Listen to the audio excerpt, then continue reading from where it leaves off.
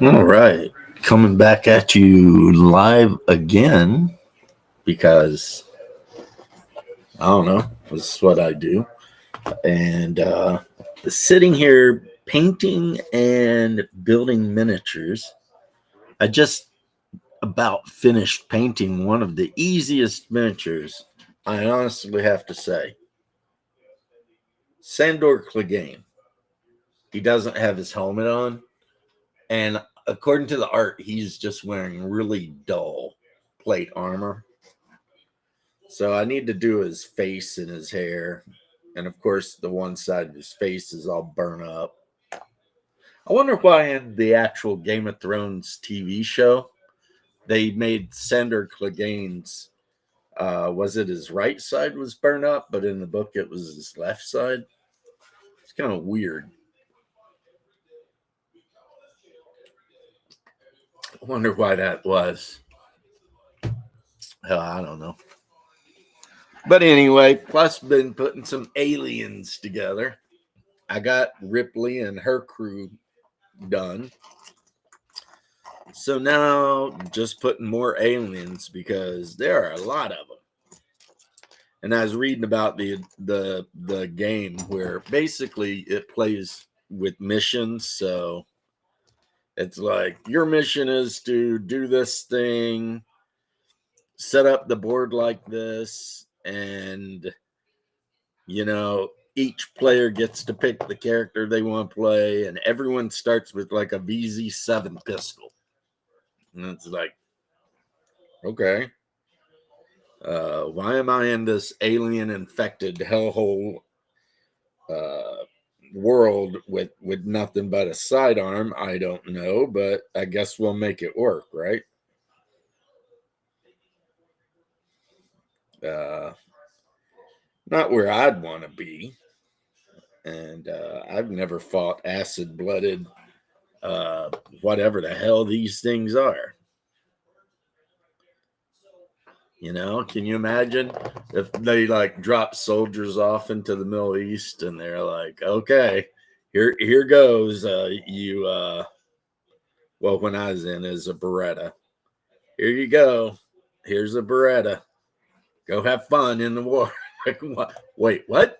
That don't sound too cool. Seems to me like I'd want to have something else, with a little bit more thumping power, right? Greyjoy isn't always Greyjoy. Oh, somebody responded to a video I put up. For those of you who watch the live streams but rarely watch the videos, the whole point of that video is just pointing out that every army box in A Song of Ice and Fire can play completely and totally different than another one of even the same exact faction, just determined by who your commander is. Like, if you pick like Greyjoy, which is what I'm working on now, the next will be either Stark or Lannister. But with Greyjoy, if you pick Victarion, your army's going to be totally different the way it behaves than if you picked Euron or Asha, or you get what I'm saying? So even though there's like, I don't know, 7 or 8 armies now that you can play, within each army, there's numbers of different commanders, and each of those different commanders can offer an entirely different play style. So that's, in my opinion, kind of cool. I like it.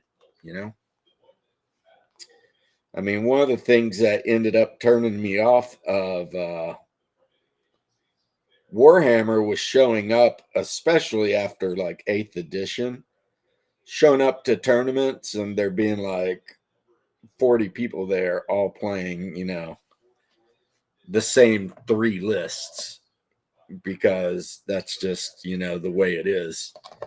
So far, from having watched a ton of games online, read a lot of the facts and stuff like that, that doesn't seem to be a problem with A Song of Ice and Fire. you know? Like right now, there might be some lists that are stronger than other lists, but if you're determined to win with a weak list, you can do it, you know, if you know how to play your list. I mean, skill at the game and knowing when it is appropriate to do certain things is a big part of the game, you know, like, and that's something that I really dig about the game, the fact that it's like, you know, now granted I'm going to be playing Victarion, but I could easily take Balon Blacktide as my commander and then just field a bunch of Blacktide Chosen and some archers and whatnot and say that it's a Blacktide army, you know. Are they members of House Greyjoy? Well, kinda, yeah. They owe their fealty to Pike, but they're their own thing, you know, and they can do their own things. So, and that's not just Greyjoy. That's like how all the armies work, you know. Like you can make a Stark army that's 100% Karstarks, or Umbar, or Mormont. You know, of course, you can just make a Bolton army if you really want to, like, be that guy. Hey, I hope your weekend is going well. Mine is, well, I'm feeling a little bit better, so there's that. I woke up and tucked my airborne and everything, ate half of a chicken sandwich, and I am feeling a bit better. I've got my Harlow Reapers almost completely done. It's like the last thing I need to do is that final step where I go over it and like fix all the tiny little things that I might have missed, you know, and do final highlights on their face. But other than that, the Reapers are done.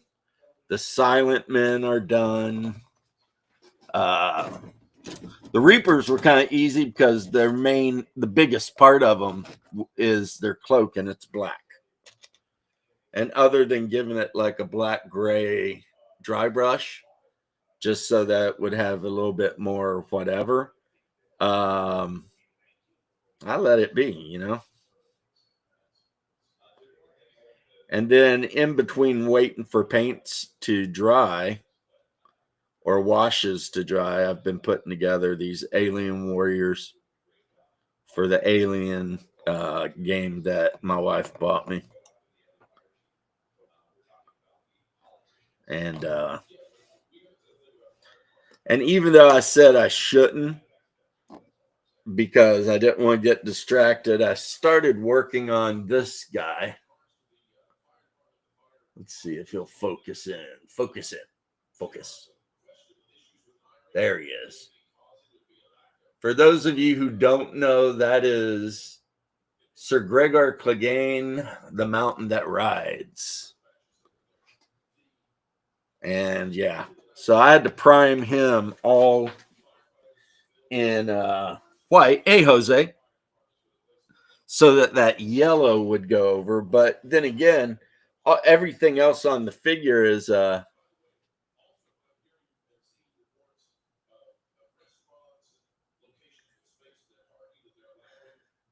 decided you're not ready to be part of a stream. No, man, if you're going to be on my stream, you need to be like ready to freaking interrupt. As a matter of fact, you have to, because otherwise, with me, you'll never get a word in. Thank you also for that. Yeah, that's Gregor Clegane, the mountain that rides, who was in A Song of Ice and Fire. He was leader of House Clegane. He was Tywin's mad dog, they called him. And somehow he was close to 8 feet tall. and 400 pounds. He was also incredibly cruel, vicious, evil, and mean. He nothing he liked better than like murdering and raping the small folk and just burning shit down.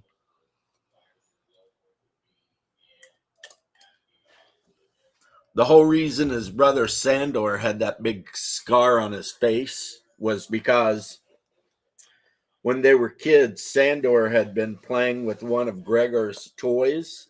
So Gregor grabbed Sandor, who was probably 7, by the head and held his face up against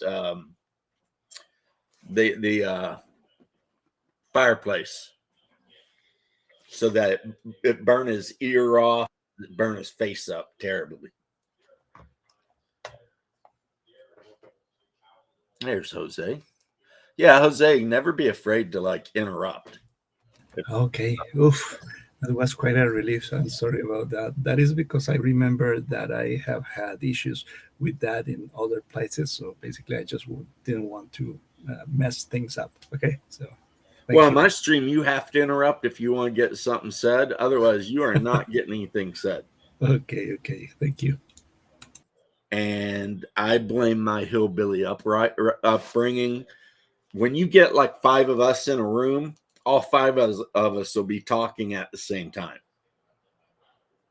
And it's weird because we'll all be having these conversations, but it's just Okay, that's good. Thank you. Oh, not your echo coming in with a little bit of Skynyrd. Yeah. Who doesn't love Lynyrd Skynyrd? I know I do. Skynyrd, play some Skynyrd, man. If I leave here tomorrow. Yeah, half of them were from Florida, and the other half of them were from Alabama or Mississippi or wherever the panhandle goes to.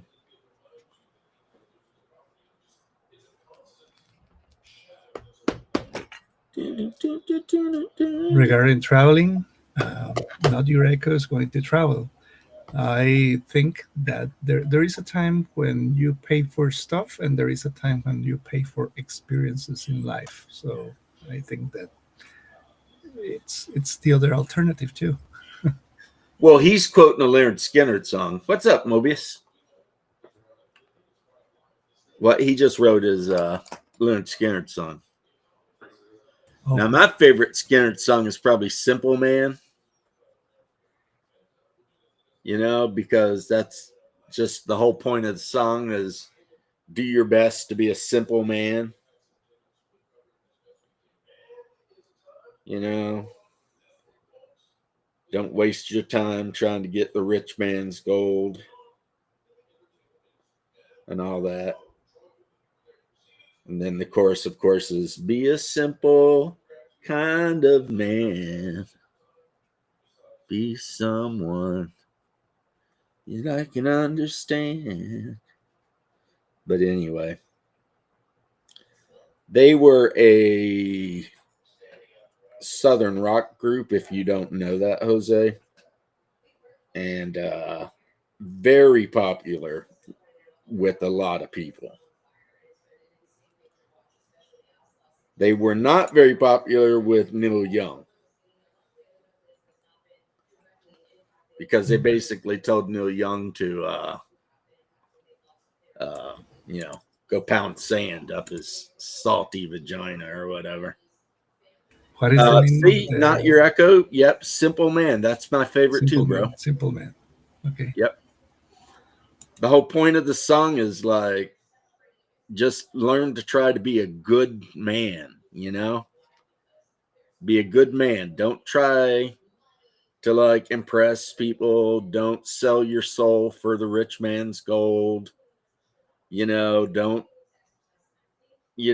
basically it's a very kind of just be a simple man, the kind of person that people, will love and understand and, and then you'll be happy, because it's from the point of view of the guy's mom. talking to him when he's a kid. And that's the advice that she gives him. Nice message. Yeah. Indeed. Yeah. It is the most wholesome alternative in life, because if not, it becomes a theatrical play and not a healthy one. Right. And that's what his mom's telling him, just learn to be a simple man, enjoy simple pleasures, find a good woman to love, and, don't envy people. Don't, get caught up in all that materialistic bullshit. Just, and it's hard to believe, man, that song was written 50 years ago. Oh man, it's like the older I get, and then I think, oh, that means that We're old, yeah. yeah, I'm old. But Yeah, it's me so too. weird because it's like that means Men at Work, their first album, Men at Work, the one that had like Land Down Under and shit like that. That's like 50-year-old album. Or 40 at least. You know what I mean? Yeah, in my mind, 1985 was 15 years ago. In my mind, it doesn't mean Right. that in real life, it is like in my heart, I would say.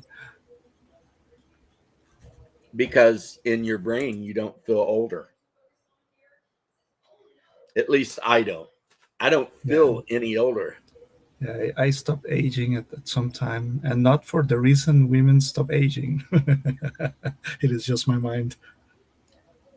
Not your echo. You're sounding like my priest, Father Nectarius there.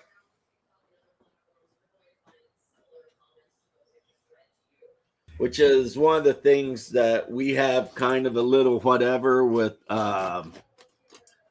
some other people is they believe once saved, always saved.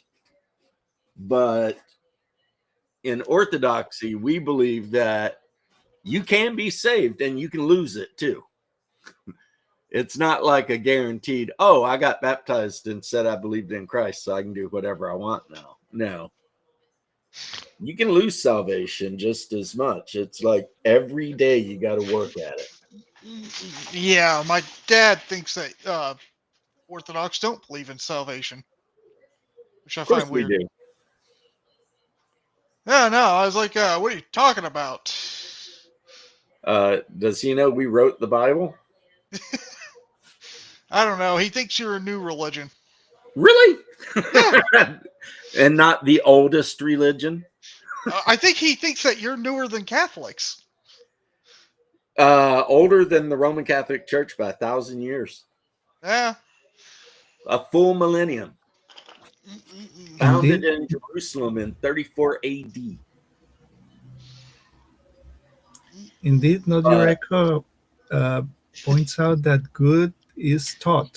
I also would add that love needs to be taught too, because there are many cases of people that I have had a chance to help where they need to forgive their families because they were bad with them, because they didn't know how to love, because Right. nobody taught them how to love. So basically, it is like emotional illiteracy, not knowing how to love a kid, not knowing how to love a son, or something like that. So the lack of love is transmitted from generation to generation.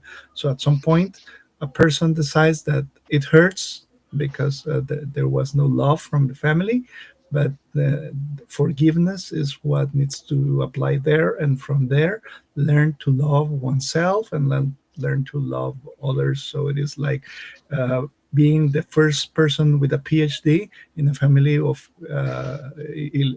full of illiteracy, I would say. Learning to love.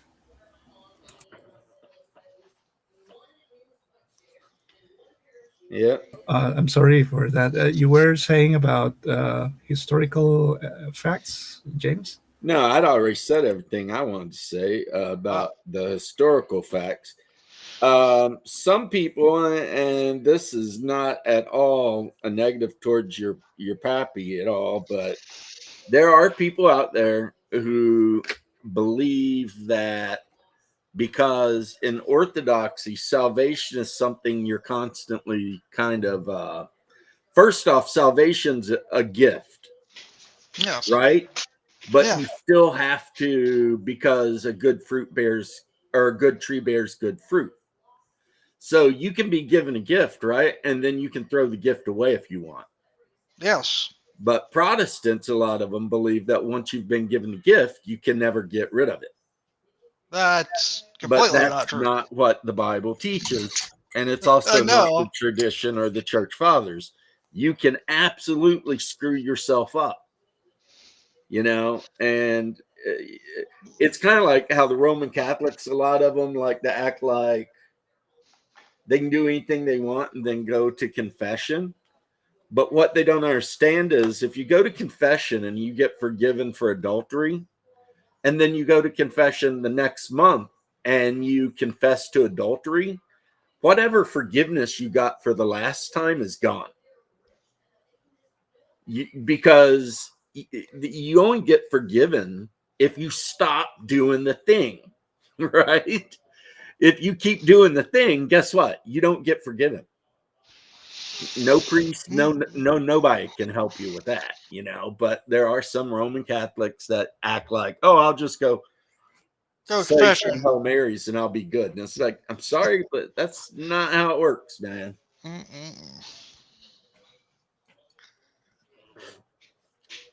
But I mean, Protestantism, I love the zeal. I love the belief. I just wish they hadn't thrown the baby out with the bathwater when they got mad at the Pope. That's true.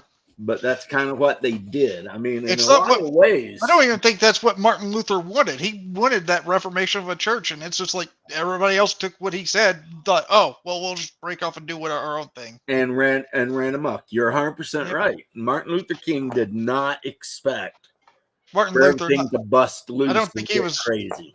Was he also called Martin Luther King? I thought that was just. No, that's Martin Luther. Martin Luther Yeah, King is Marshall King. Okay. He goes by Martin Luther, but he never changed his name. Okay. And he is the civil rights guy, but also a communist. So a very complicated character. Because, but then again, civil rights and communism are in some cases kind of, that's how they get you, is they say that they're going to give everybody identical rights, but then in reality, all they're doing is trying to pit you against everybody gets pitted against each other and then conquered and enslaved. Well, at least that's what they did in Russia. That's what they're doing here still. But yeah.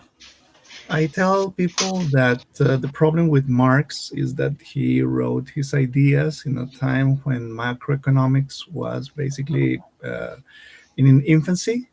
So basically, he didn't have a macroeconomical view, and therefore his ideas are absolutely like incomplete. It is just like a novel or something like that depicts a future in an incomplete way. So basically using that novel for a future model to implement a new society will not work with it, because it is literature, not really a macroeconomic plan to implement in a nation, for example.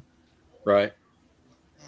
I mean, there's so many things I would say are bad about Marx. Like, one, he was Satanist, like devoutly an avowed Satan worshiper. He was like the worst kind of person. Like, the way he treated his servants and children is just shameful. Or anybody, really. Or anybody, really. And the whole idea that he was espousing of, we can have this wonderful society where everybody is equal and stuff like that, it was all lies. I mean, after Lenin took over the Soviet Union, everyone didn't become equal. People just started getting abused and Oh, James, they were equal. murdered. Just some were more equal. Right. That's the whole point of Animal Farm, right? It's like, and if there was anywhere in the whole wide world that Marxism had ever worked, I guess my opinions would be different, but there is nowhere in the whole wide world where Marxism has ever worked on a scale above 20 people. And and I don't even give him the idealism thing, because I think that any idealistic things he was writing, he was lying about. He was just trying to fool stupid peasants into thinking, oh, if I follow this ideology, then, we'll have feminism and workers' rights and blah, blah, blah. But he didn't mean any of that shit. He didn't mean it. And you can tell, because every time the intelligentsia of some country, because it's always the professors that push communism, right? Anytime they manage to convince the blue collar workers and everything to go along with their bullshit, the next thing you know, you got the killing fields. And it's like, not just any time, it's every time.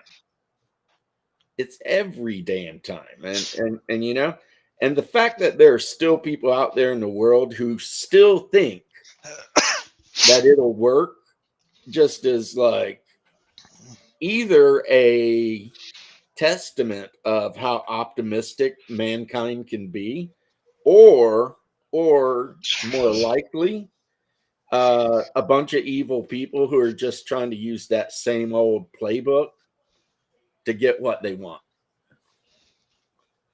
So, Yeah, I'd say there's mainly two types of Marxists: the useful idiots, and then those who will try to control those useful idiots. Yeah, the useful idiots, and then the ones that know it's all bullshit, but they're going to let the useful idiots do their thing because they're taking advantage of them so that they can do what they're going to do, rise to power. And what's funny is after the revolution, I've told you guys this before, I think, the Communist Party under Lenin did not win.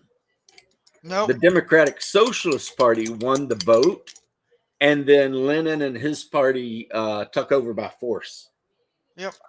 Because the whole idea is all the different parties that were opposed to the Tsar allied together to overthrow the Tsar, and the deal was at the end of the whole thing they would vote to see who would be the party.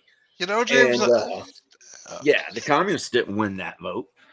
James, I actually seen a very weird cartoon about that. What's that? There's one about Anastasia. The story about Anastasia. Yeah, how she survived the whole thing. There's an actual animated movie in which Rasputin led the revolution. Yeah, whereas in reality, Rasputin got killed for before that. Yeah, and the guy was very tough to kill because it took them a while to kill him. They poisoned him. They shot him. They tried to drown him. Yeah, throw him into a river, cold river, and apparently he was still alive after that. Threw him into an icy river. I mean, dude did not want to die, but see, that wasn't even the communists though. That was the nobility under the Tsar were getting a little upset because they thought that Rasputin was having way too much power. Yeah. For the fact that he was basically just a crazy monk. And he was crazy too. Like part of his belief system was, in order to defeat sin, you have to know what sin is. Therefore, go out whoring all the time. Because that way you'll know what the sin of whoring is and you'll be better at defeating it. Indeed, the civilized world did not really exist very much during that first half of the century. For example, in China, there was British ruling, and the governor was elected by the crown. It was not the democracy. But as 1999 was getting close, they decided to implement a democracy to leave a system that appears to be democratic. What they had was a Senate, but could not have veto power over the British governor. And also, well, in India, you know the stories about what happened there before the independence. So basically, it was not like there was so much freedom in the world and to do things. And well, the British Well, Empire. freedom is not the norm for humanity. No. No, it is not. I mean, like the fact that we as a nation here in the US have managed to kind of sorta keep a little bit of freedom going as long as we have is actually kind of miraculous if you think about it. Yeah. When you compare it to the you know the 10,000 plus years of history, you know. But then again, like I've said, you know, a lot of people don't like it, but I'm kind of a monarchist in my beliefs. And my second favorite human being to ever live is Alexander the Great. So, you know, maybe I don't have that big of a problem with Hey, I'm not sure myself. I mean, it does seem like whenever, when the Jews actually wanted a king, God was like, no, you shouldn't have that. It's going to go bad. And then that happened. So I'm not sure if I'd be a monarchist. I believe that was, yeah, you're right. Because they had been ruled by judges and priests, and then they wanted a king, and God's like, no, you don't. It's going to go bad. And then it went bad. And then it went bad. Yeah, it went real bad for a long, long time.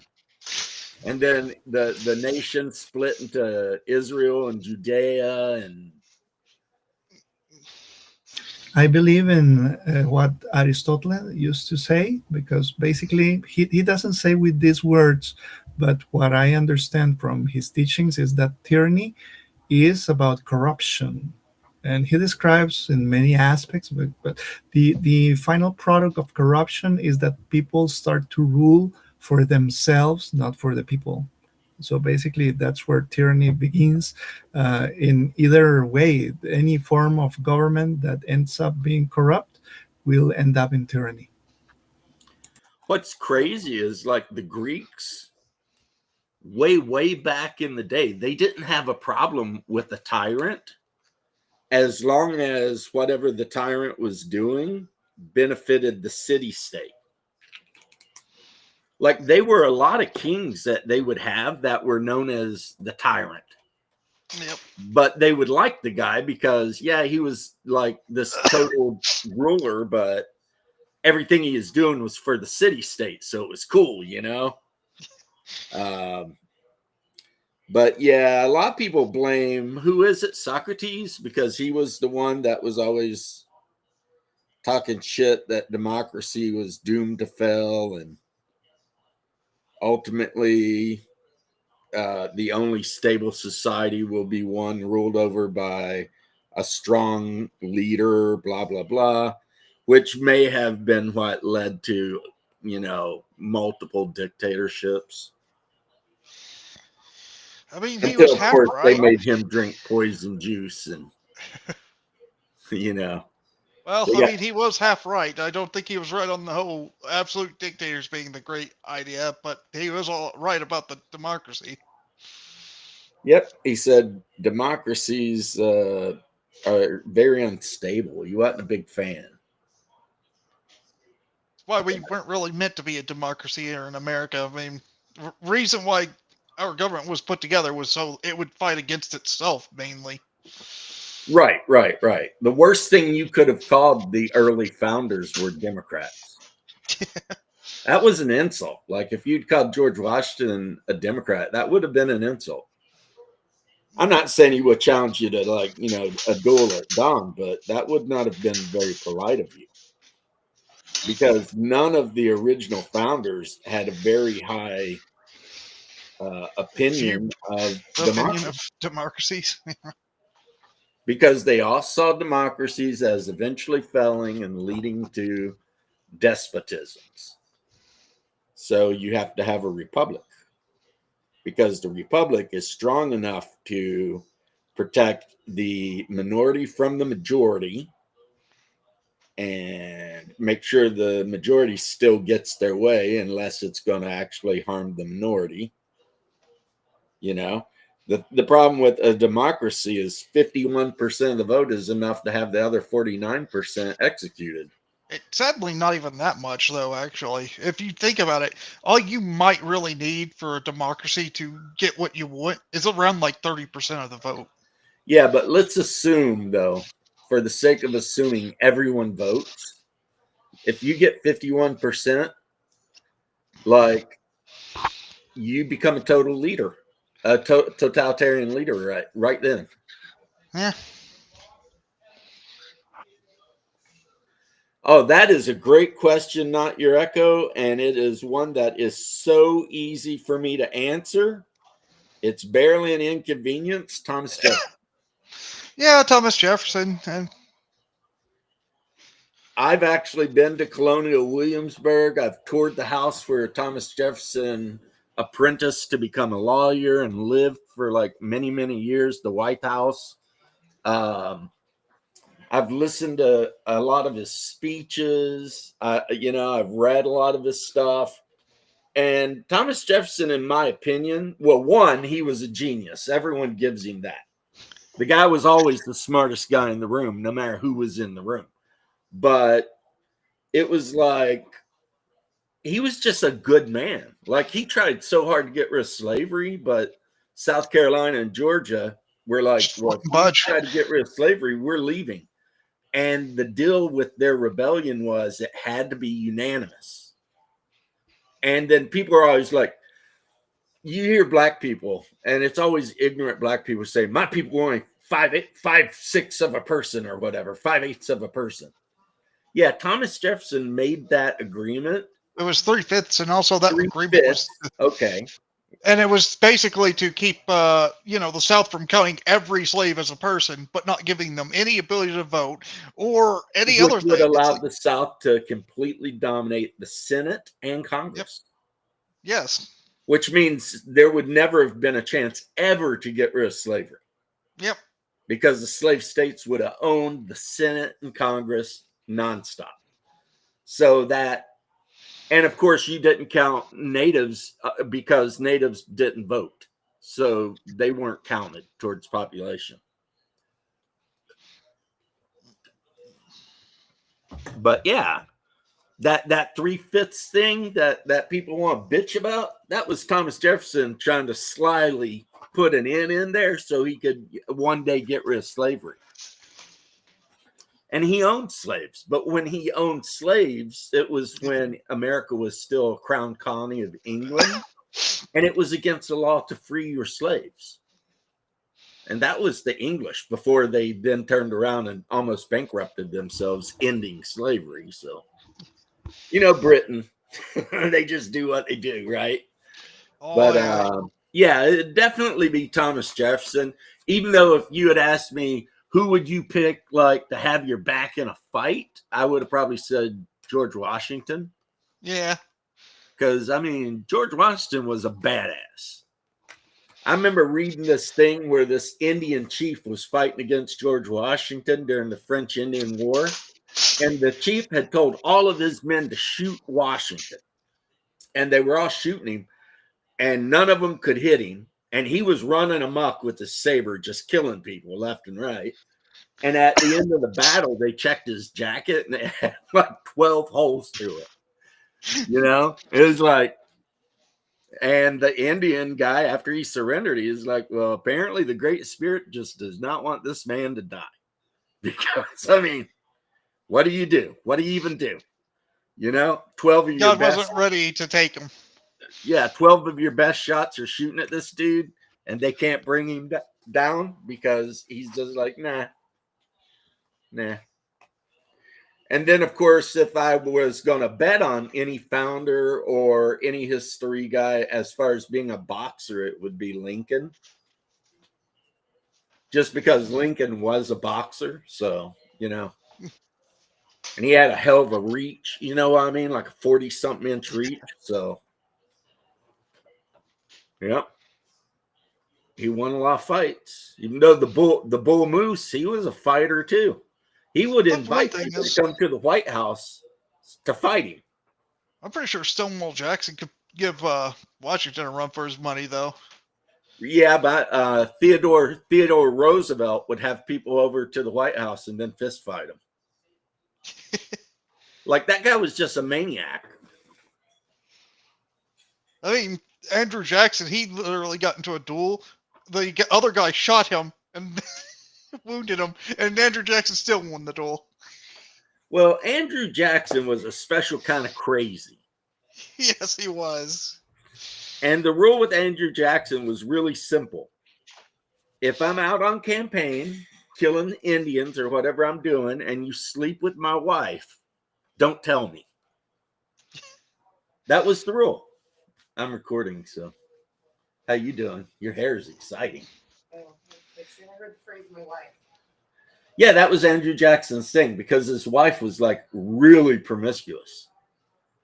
As long as you kept your mouth shut and kept it a secret, you'd be fine. But if you ran your mouth and then he had to deal with it, well, one of you was going. It's like that Louisville doctor who didn't know when to shut up. Yeah. Sometimes You know what I'm talking about, right? Cassius Clay? And Andrew Jackson, I don't even remember how many people he ended up killing in the course of his duels. I've heard it was around 13 to like a couple hundred. I mean, he People don't dueled exactly all know. the time. He dueled even when they'd made it illegal to duel. And he Yes. still dueled, you know, and he's the president. So he was like, no F's given. Do Did they whatever make you it want. make it illegal to duel that late or that early? Yeah. Or is- Well, at least am he I- was am I gentleman. missing He let something? his opponent pick whether he wanted pistols or swords. Because I I would remember go for pistols every day of the week. I feel like Cassius getting shot Marcellus. with a pistol would just be a lot easier yeah, than having somebody run me through with a sword. maybe I feel like getting ran through with a sword would just not be unless you're a really good swordsman, I think you'd take the gun. right. You know, it's like, but yeah. And then, of Yeah, course, Daniel Boone was a badass, but he wasn't a founder. He was just a No. badass. But yeah, Thomas Jefferson, Echo. I know I went way off, whatever. Thomas Jefferson. Definitely. One of my favorite politicians from history is Cassius Marcellus Clay, if anything. Yeah. Who ended up getting a very famous boxer named after him, Yeah. who changed his name.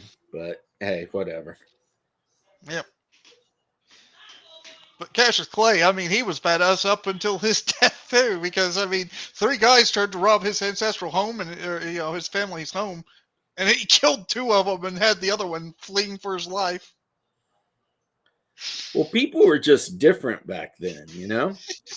They're just made different. It's like Yeah. Jim Bowie was freaking traveling through the West and someone tried to rob him and he cut the dude's head off with a Bowie knife.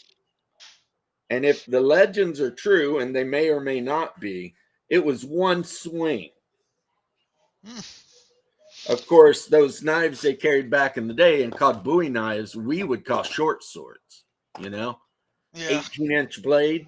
Freaking, yeah, you know what I'm saying? I mean, like, Cassius Clay fought off 7 people, and that's even whenever they wrestled his knife away and stabbed him with it. right. I mean, there are some absolute badasses in history of the United States. Somebody some poor fool tried to assassinate him while he was doing a speech. He jumped down, took him out with his knife, and threw him over an embankment. Freaking, yeah, somebody shot Theodore Roosevelt while he was in the middle of giving a speech, and he finished the speech.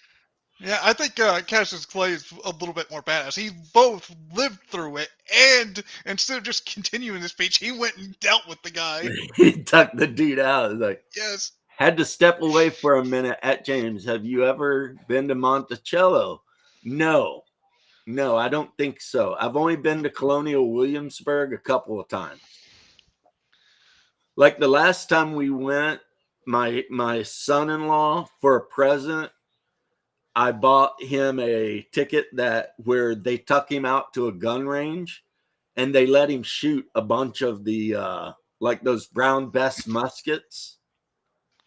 And he got to bring the target back to show how well he had done at 50 yards, you know. One thing. He was stoked with that. And then we ate upstairs at the same tavern that the founding fathers, when they were in Virginia, used to drink at, and that they had displayed the head of Edward Teachat after, you know, they caught him and cut his head off. But then I've said this before, go to Colonial Williamsburg, they'll tell you, somehow or another, Edward Teach, you know, Blackbeard, his head went missing, and now the rumor is that the Masons or whoever made a punch bowl out of it. Oh, we lost Jose. Nope.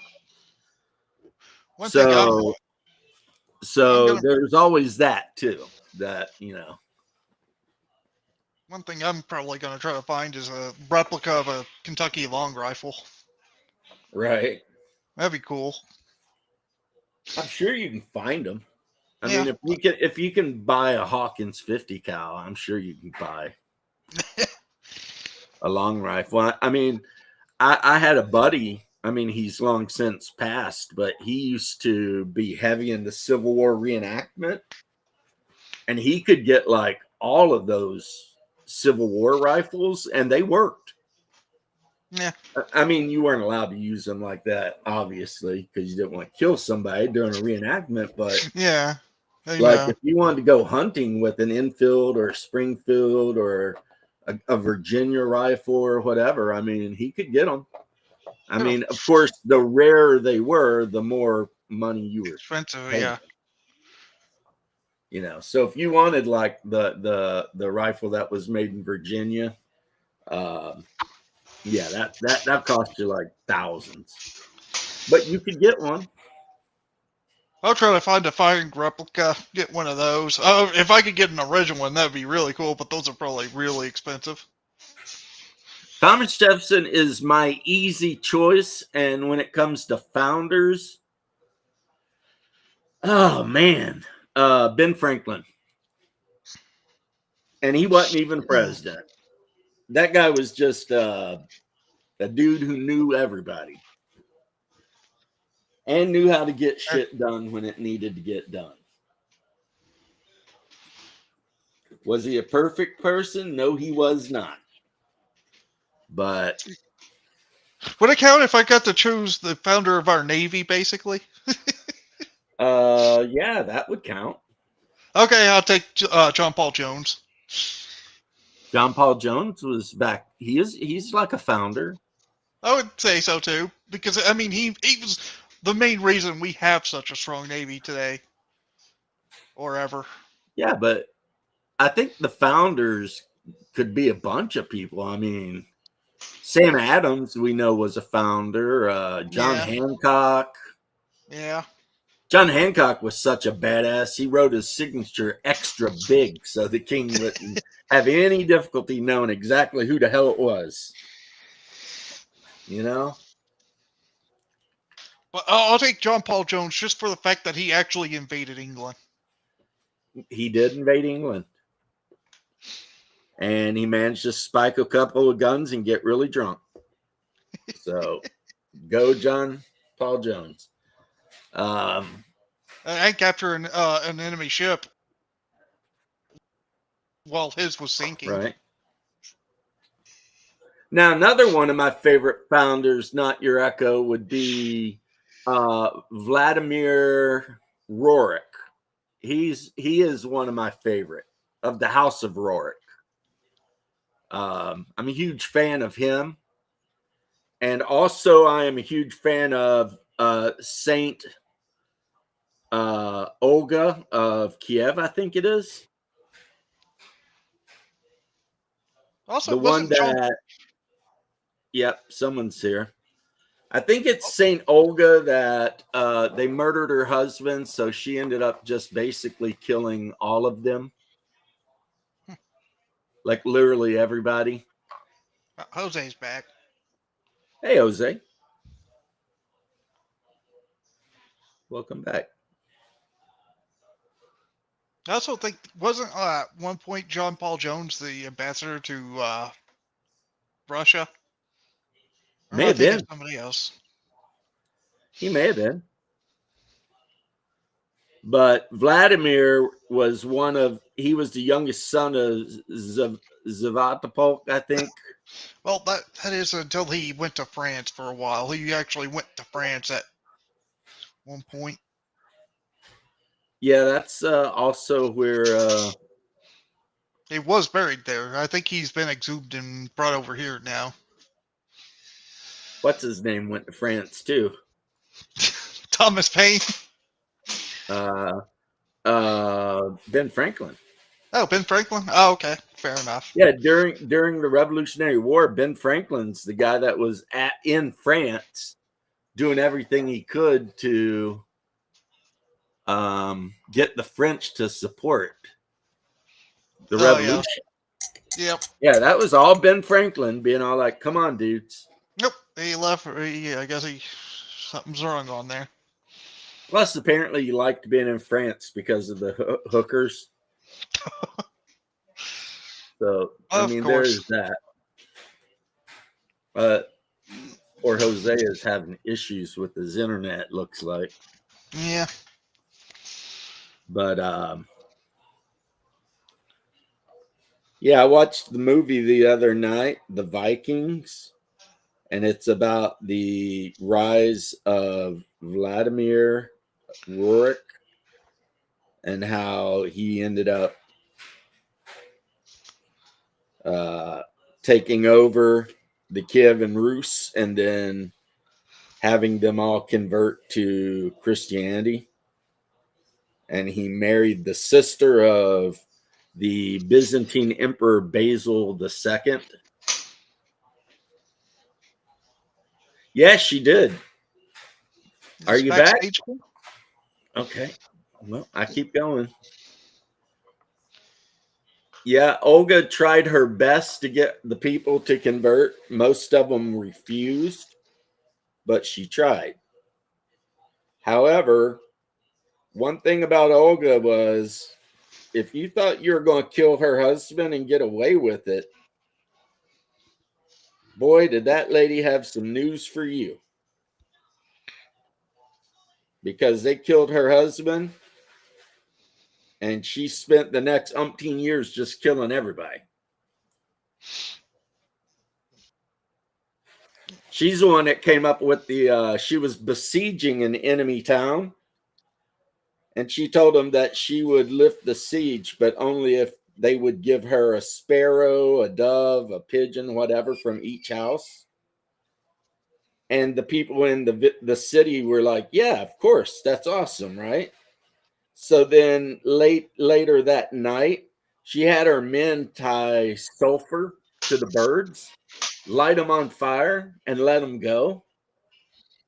And of course, the birds all flew back to their nests, which were in the houses, which meant the whole city immediately just went up in flames. And after the city burnt to the ground, she let the survivors live, though, just to, let them know. You know what I'm saying? In the end, she ended up taking over the kingdom that had killed her husband and forcing them to pay tribute. So, yeah. And then she converted, and she tried to convert a lot of the Rus, but most of them wouldn't go along with it. However, Vladimir Rurik, son of Zavastopol, I think was his name, or Zavastoslav, he did convert the majority of the Rus to Christianity. Sorry about. And if you internet. want to, the movie is on freaking YouTube. It's called The Vikings. It's Russian, but it's the English dub isn't bad. The English dub is not bad. So shouldn't be a big problem.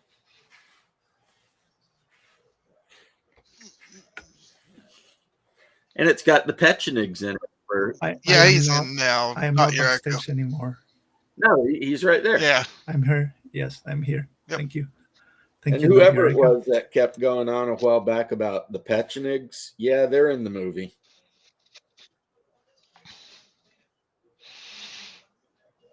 They were like the Kievan Rus' arch nemesis. Basically Mongolians that like to raid everything all the damn time.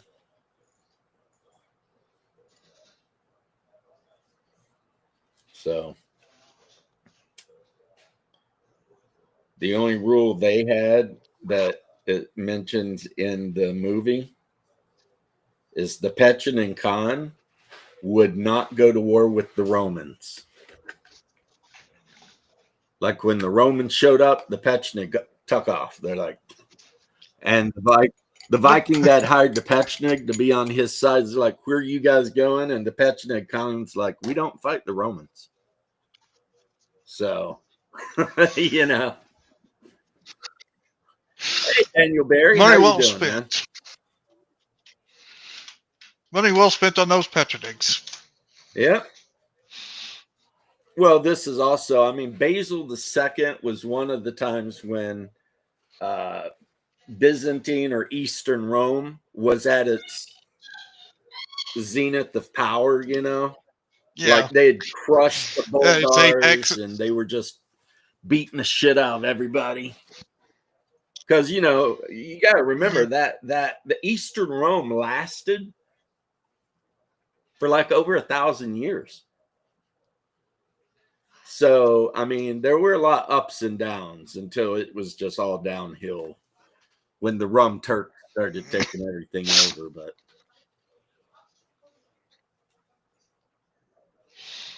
But that's okay. That's okay. We'll remember that. We'll get them back one of these days. And there will be prayers in the Hagia Sophia. And everyone will be happy to go to Constantinople. At least that's what the prophets say.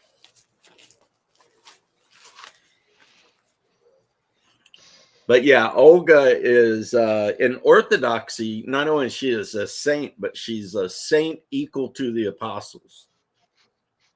Because that's a rank of sainthood. You can be just like a normal saint, or you can be equal to the apostles. And the main reason was because she spent so much of her life evangelizing, you know, Christianity amongst the Vikings that, you know, that's just what they ended up calling her. One thing about that I learned about Christianity in Korea is that Christianity is well regarded among people there. So just in case you travel there, it looks good. Well, that's good. If I ever go to Korea, I'll be like, cool. But there is a different conception of God. For example, in Korea, the parents owe themselves to the children. So basically, it is not the children that owes themselves to the parent.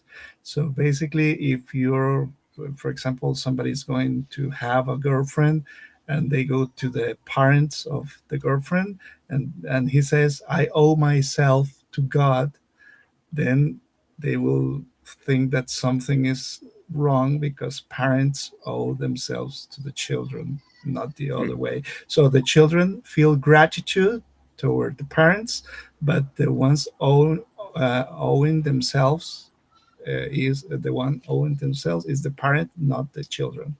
So Hmm. it's interesting concept. Yeah, East Asians, man,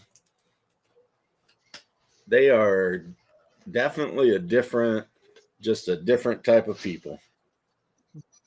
Yeah. Culturally, I mean, of course, I'm not talking about like physically or ethnically, but culturally, I understand they're that. just some of the, which I would, if I had like somebody to go with, I would love to visit Vietnam. You know what I mean? Maybe I could run into my half sister there. That would be a thing, wouldn't it? Yoy. Cho. But yeah, I'd like to visit Vietnam. Really don't give a shit about whether or not I ever visited like the big countries, you know, like China or Japan or whatever. But Vietnam, Cambodia, Thailand, those places I think would be a lot of like my niece got to visit Cambodia and Vietnam, and when she went to Vietnam, I don't know if you've seen the movie We Were Soldiers, but the tunnel complex that the VC were organized in fighting against the Americans, she got to go on a tour of it. Neat. So, yeah, she said they closed a lot of it down because it was so small and dangerous to, you know. Oh wow. Well, we're kind of meant to be very Right. dangerous. But like they let them crawl down in there and they had like field hospitals and radio setups and everything like in Yeah. those tunnels. So I would love to visit Iceland.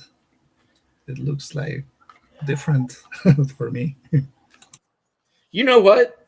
You would probably be the most popular girl at the dance in Iceland, Jose, Why? because they're so inbred there. They would probably love to get some new genetics. Like in Iceland, they have to have an app so that when you meet somebody in a bar, you hit the app and it to make sure you're not too closely related. There's an actual government app so that you can double check that shit. Well, I am certain that I do not have any relatives there.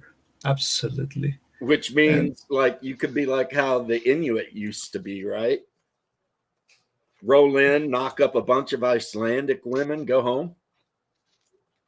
Maybe throw some more some different genes into that pool. Because like the Inuit and the Kikchucks, or you know, all the people we used to call Eskimos, that was a thing with them. Like if you went to visit them up in Alaska or whatever, they would send like one of their women in with you at night with the expectation that you would get her pregnant. And this could be somebody's wife. But they were like totally cool with it because they just were like, you know, because they're in the Arctic. It's just their little clan. And eventually, if you don't do something, everyone's going to be, you know, web code and all kinds of shit. You know what I mean? It'll get so bad that they'll just die out because they really can't do anything they'll just about get it. all the congenital illnesses and it'll just suck for everybody, right? So they would let people, you know, you show up and they're like, hey, do us a favor here. You know what I'm saying? Yeah, well, I said that about Iceland because the Vikings, the Nordic culture, this kind of thing. I didn't know that what you just mentioned, but I was thinking about like the place where the tectonic plates separate and all this. So basically, I had a different idea in mind, but Yeah, well, Yeah, I don't know if they would really do that, but they need to. they need to. Okay. Yeah, they Yeah, need to because there's not a lot of gaps in those genes, is all I'm saying, you know? yeesh. Like they had to do a study, Mhm. this was years ago. They had to do a big scientific study about what's it called? They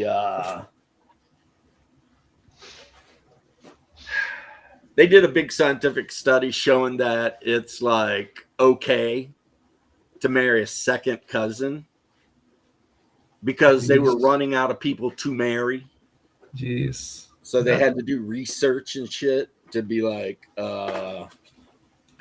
yeah, you can marry a second cousin. That's okay. well, But yeah. I mean, like Not Your Echo said, I mean, it's Iceland doesn't have very many people in it. It's not like, it's they're like a getting small shit town. tons of visitors every year. And they've been there for 1,000 years now. Wow. Well, anyway, I think that this looks like an exotic place to go to see the land of the Vikings. But I suppose that there are not many Vikings like there were, or do they still speak the same language? Do Shit, they? no one speaks Icelandic. Even Icelandic people don't speak Icelandic. Really? Yeah. It's one of the most difficult languages, like grammatically. So it's like one of those weird things where even the native speakers don't actually speak it correctly Yes. because no one even knows what it even used to sound like. So It is like going to the Elven land and not yeah, finding anyone speaking Elven. right. It's like, What? what is going on here? Yeah. Well, anyway, but Oh, that's Well, here's another interesting thing. You could actually see a place that Britain actually invaded. where's that? Iceland. Well, I know Britain and Iceland got into a big scrap a while back over codfish. Yeah, it was during World War II that Britain invaded Iceland so they could use it for something. I think they were afraid the Germans would take it over or something. I can't Yeah, remember I think exactly. they invaded it as a let's invade this shit before Germany does They did because it so poorly, though, it was hilarious because it had the was so Germans crazy. invaded Iceland, then that could have been a sub, The staging. depot or whatever staging point, Yeah. and if the Germans had actually managed to invade, then it would have been like, okay, good luck getting rid of them. Yeah. It'd been even But yeah, harder. You know what I mean? when Britain did, it was a disaster. The people on the island didn't even know what was happening, and like they had the police helping the invaders basically invade without knowing that's what they were doing. And like one of the civilians actually had to go up there and correct one of the soldiers with how they were holding their gun. Well, I mean, England, but yeah, back in like the 80s or 90s, they got into a big thing over fishing rights. And Yeah, like Icelandic fishing boats and British fishing boats were ramming each other and shit. And then like their actual militaries, their navies started getting involved, and it was a whole thing because the Icelanders were telling the English that they were not allowed to fish within 100 miles of Iceland. And the British were like, no, we're going to anyway. And the Icelanders were not real happy with that. They're like, no, you're not. And the rest of that deal. I much prefer the story about the British, not the British, the French and the Brazilian fishing debacle. Have you heard that one? No, probably not. Oh God, this is hilarious. See, France wanted to start fishing off of the coast of it was off the coast of Brazil because they lost a lot of their colonies. So they decided to go to Brazil, present this whole thing about more like research. They wanted a research license first. So they went over there, and the Brazilians were like not really paying attention, accepted their research license. And so But the it was British, really about fishing. yeah, the French sent a whole bunch of fishing boats down there, and then they're like, wait a minute, this is not research. So they got into a standoff with that, and the French was like, no, we're here to fish now. And it's like they came back trying to actually go for the fishing license next, in which the Brazilians like, no. And then they got into a whole thing about fishing rights if it's about, what was it, lobsters? The French started saying that lobsters weren't fish, and I think actually they were saying that. I'm not sure on this one. I think it was the French saying they weren't fish, and the Brazilians saying they are fish because whenever they jump around, they were swimming. Well, they're And- shellfish. Yeah, they're called shellfish, but they were trying to say that they were actually a different type of sea creature. Just They not are, fish. but they're also shellfish. Yeah, it just got into this weird thing where A lot of small enslaved villages, sculptures form a wife sharing as Yeah, I believe that. Not your echo. yeah. Anyway, there was actually this one Brazilian guy who went, okay, if jumping equals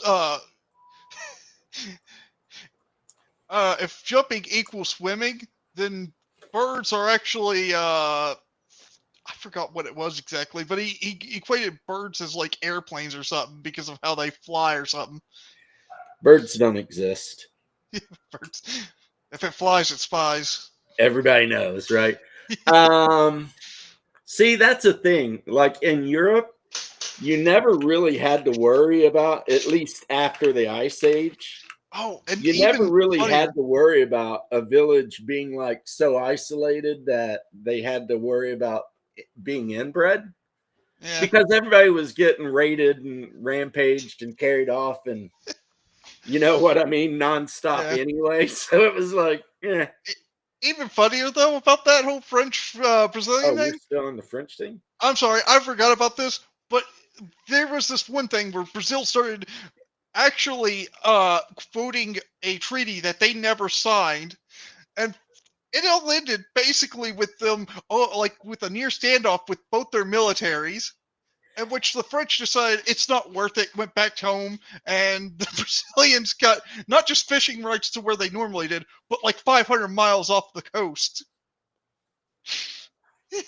Well, I mean, the French would probably have gotten their asses whipped by the Brazilians. So Actually, the Brazilians actually had only enough ammunition to fight for like 30 minutes. that would have been about 25 minutes longer than it would took for the French to surrender. Ah, yeah. See what I'm saying now? Yeah. French has like more modern vehicles and they still lose. Yeah, because that's what they do. The French haven't been really a threat to anyone since Napoleon died. Oh, yeah. After the passing of Napoleon, it's like no one gives a shit what the French think about anything.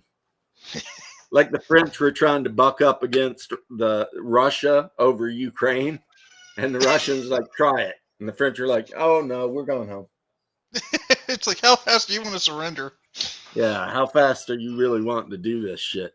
Because the French had sent like a unit, one of their units, to like defend the harbor down there. Starts with an O. And like if the Russians start taking this area, we're going to jump in to stop them. And the Russians were like, "All right," and the French were like, "Uh-oh." So they just gave all the equipment to the Ukrainians and just the went, Ukrainians we're gone. and left because it was like, the Ukrainians are brave and they'll do whatever, but your average Frenchman, he is not wanting to die in the middle of Ukraine for some shit. You know what I mean?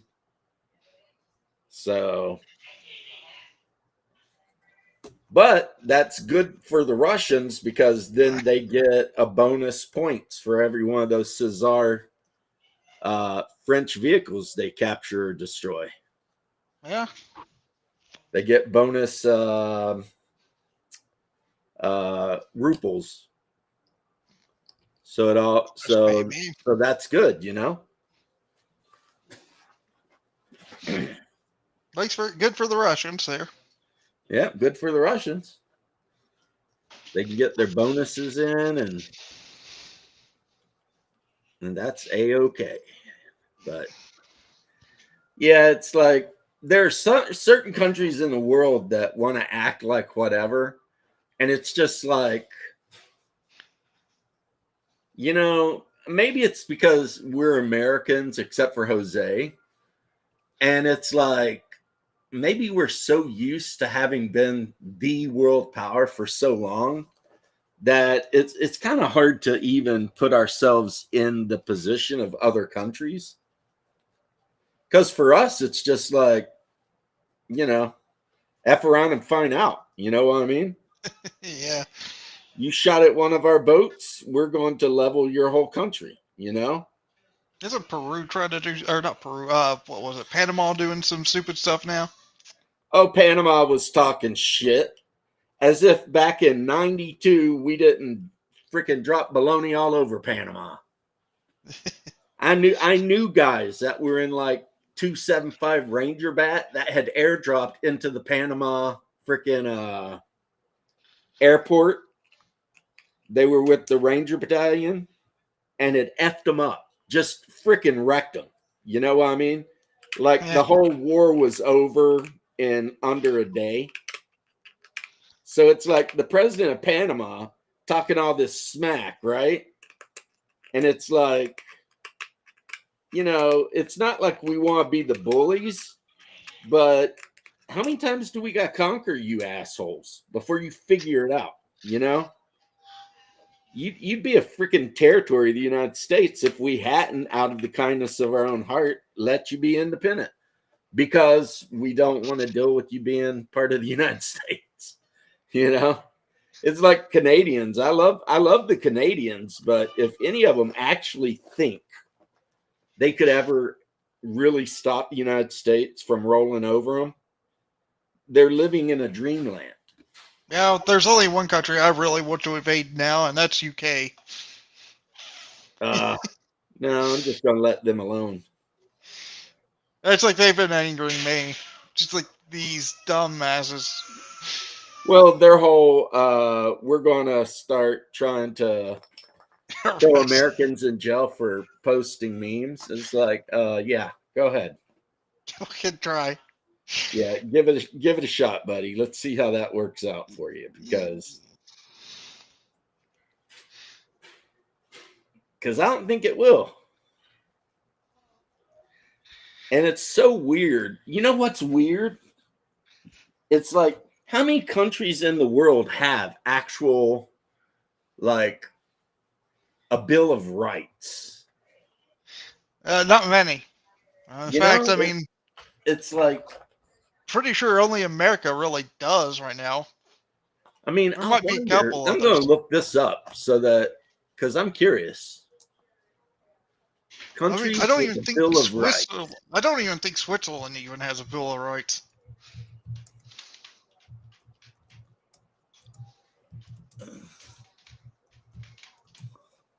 Oh, look at that. It is one of the first things people search.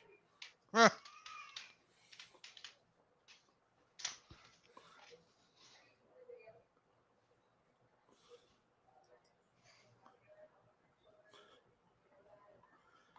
Okay, I don't think you're right. It's trying to say UK does and Canada. Yeah, but they're calling France. the Charter of Liberties, and that doesn't count. Yeah, that doesn't count. The Great Charter of Ireland doesn't count. Doesn't count.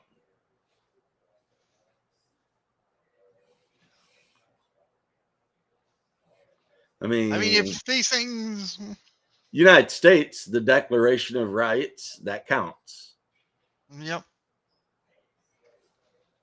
I mean, I'm sure there's other countries out there where they have freedom of speech and all that sort of stuff. There has to be. What I kind of wonder about, and I know I'm an old guy and whatever, but it's like you would think at some point other countries will have been like, hey, you see that Bill of Rights thing the US got over there? That's a nice thing. Maybe we should grab a hold of that. I mean, it wouldn't be hard. All you gotta do is like then they borrow couldn't ours, write it in your jail own you language, for saying vote something. it in. No, because then you couldn't. These governments couldn't jail you for whatever things you say or do that they Right. don't like. Right.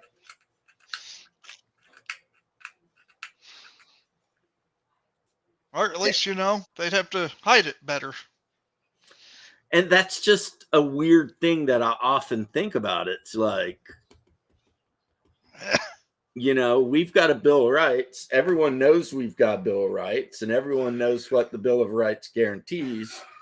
So why aren't all the other countries copying our Bill of Rights, since it would then guarantee them the same rights as we enjoy, which you would think they would want, but I guess they don't. Not all cultures are like that. Yeah, I guess. I mean, look at Japan and its horribly restrictiveness on a lot of things. England trying to arrest people not even in their country for crimes of their own. Yeah, it's like, I mean, not that we need to sit here and talk shit about all of Europe, but I don't know what the hell they got going on over there. It's like when I was talking to the Dark Knight of Hibernia, and I asked him if they had a Bill of Rights, and he said no. And then I asked him, I said, you guys fought for centuries for self-rule, and now your president is from Pakistan. Like, how did that happen? Like tens of thousands of young Irishmen died so that you could rule yourselves.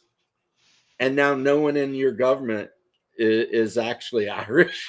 Like, it's like, that doesn't make any sense. Here in Costa Rica, there is something interesting that happens. The human rights take precedence over the Constitution. So basically, the human rights are the Bill of Rights of Costa Rica, basically. Oh, see, that's good then. Nice. Yeah. So the human rights as designated by whichever organization determined what the human rights were. Although those aren't always that great, are they? I'm not sure. Well, I mean, they're better than nothing. Better than nothing, I guess. Yeah, they're better than getting 9 years for posting a spicy meme about some shit. Boy, you got a license for that meme? Yeah, you got a license for that meme? Because if you point out who exactly it is that's responsible for all the grooming gangs, then you're causing a disruption of the civic peace and you need to go to prison. But the people who did the grooming gangs, they don't need to be investigated because that would be racist. Seems like the whole grooming gang would be the disruption of civil peace. Yeah, you would think, but the British government voted 300 something to 100 not to investigate that shit. And it's just like, yep, you guys are idiots. And then the German government voted to remove all firearm rights from the party that's going to win the next election. Yeah, I know. And the thing is, that's even funnier because after that, their court said that was illegal. But then the government was like, you know what? They're a danger because we took away their license. And that's why they shouldn't be able to get their license back. Right. It's like they can't have their license back because we deem them a danger. And so they should be able to get their license because we took those license away. The circular logic of that. It's almost as if anyone that was worth a crap died in World War II over there. And like now it's just like all of the people who had bad genes or something have reproduced, and that's who's running Europe now. You know, because like all of the bravest Frenchmen and Englishmen and Germans and everyone died fighting World War II. So it's just whatever, you know, except that can't be true because, you know, my Ruski brothers are doing okay. And they lost more than anybody, like 20 million. Maybe the difference is that theirs was less discriminatory. They just chose who, like everyone, to go in. Yeah, yeah. It's an equal part of everyone's gonna die instead of just the best of you. It's like, hey, Siberians, how are you? Here's a rifle. Prepare to go fight Germans. Okay. You know, it's like everybody's going. It's almost like Rico's Roughnecks, right? Everybody fights, no one quits, or I'll kill you myself. That's kind of the way it was over there. Yep. Everybody fights, no one quits, or the commissar shoots you in the back of the neck. And that's not a good thing. But yeah, just weird things. I mean, and on happier notes, other than just making fun of Europe for being the shit show that it's turning into. Except for Poland. Poland's still good. Well, Poland's Mostly. pretty based. Hungary. Yeah. The only problem I have with Poles is the Poles are always crying that Russia's going to invade them. And there is like no chance in the world that Russia is invading Poland. It's not reason for Russia to. Why would Russia want to? It's just not going to happen. I know. You know, but they're always whining. We need NATO forces here because the Russians might invade us. It's like, why dude, calm down. They're not going to invade you. Yeah. They're not going to invade you. Get over yourselves. You're fine. If anything, actually, the Ukrainians are the ones trying to invade you to escape their own country right now. Right? Pretty sure you had to shoot more Ukrainians trying to cross your border than Russians. Right. So, but anyway, I mean, of all the countries, you're right. Poland's doing okay. I just wish they'd stop being crybabies. Yeah. Hungary's doing good, but they're in the middle of a pissing match over energy because Zelensky says he's going to shut down all the fuel lines from Russia that run through Ukraine. And Hungary and the Czech Republic are both like, hey, wait a minute, we need fuel. And Zelensky's like, we don't care. And they're all like, you suck. And so that's shit ain't working out. It's like, screw you, Ukraine. Yeah, like, screw you, man. We had your back for a minute, but now you can F yourself, right? But, yep. It's almost time for the year to get back to normal. Yep. Most of the we got Easter coming, but that's a ways away. Kinda, yeah. Yeah. Well, for me, it's like a month after yours, so. Just like January 7th was Christmas for me. But cool. So day before you had Trump actually basically, what is it called? Confirmed, and then you got Christmas. Yep. Gulf of America. Gulf of America. And also, we're gonna take over Greenland. it was so funny too, because Denmark's like, that's not going to happen. And like the very next day, they're like, well, we'll let the people who live there have a referendum. It's like, That's what not are you gonna going to do? You're Denmark. You know, You know, like, you seem to forget that we are not afraid to steal everybody's land. How you doing, RPG Dad? Like, we have no fear of stealing anybody's land. If you're in the neighborhood and you got land we want, we will take it. I mean, you know, that is kind of funny because it does remind me of a different little thing that happened in history. You know, the land that what was it? Napoleon was from? That little island Corsica? off of Italy. Yeah, Corsica. You know, the place that it was owned by was like they actually went, we're independent from you now. Corsica did this to the mainland. And they're like, okay, hey, French, you want to buy a piece of land? right. They were like Spanish or French or something. Yeah, And then they ended up being something else. they weren't French. I think they were technically considered Spanish or something, or Italian. Maybe And Italian. And then it's like France bought it off of that piece of land, and they're like, wait, you can't do that. And it's like, yes, we can. We just did. We just did. Sorry. Do you Napoleon know at what most of the Europeans' biggest problem was with Napoleon, though, honestly? Because I What know. was that?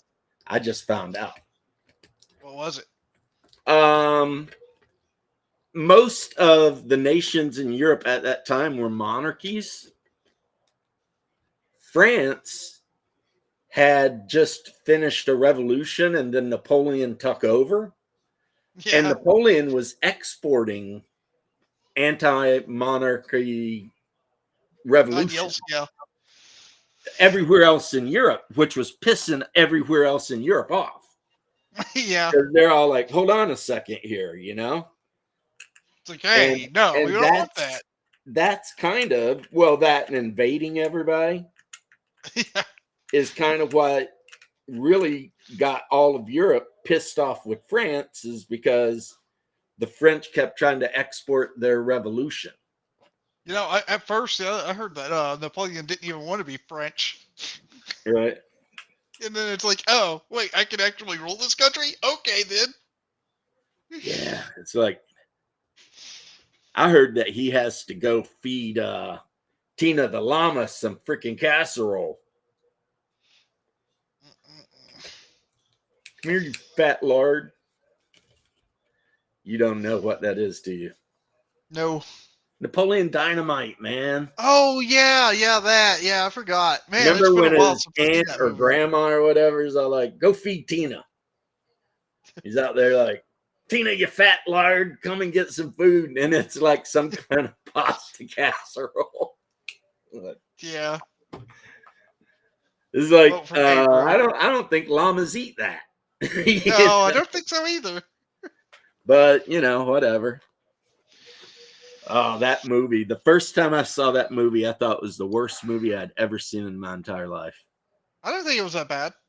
Yeah, the second time I saw the movie, I realized it was comedic genius. I mean, I thought it was pretty funny.